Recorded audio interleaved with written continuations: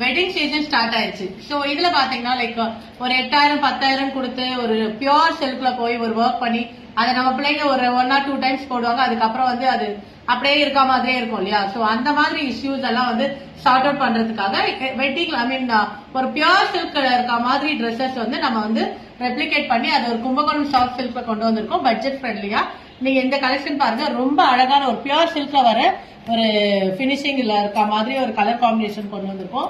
நல்ல ஒரு டபுள் ஷேட்ல ஒரு காப்பர் ஜரி இருக்க மாதிரி அன்னம் புட்டா இருக்க மாதிரி ஒரு ஸ்கர்ட் இது. அண்ட் வயலட் கலர்ல உங்களுக்கு வந்து ஸ்கர்ட் ஐ மீன் பார்டர் இருக்கு.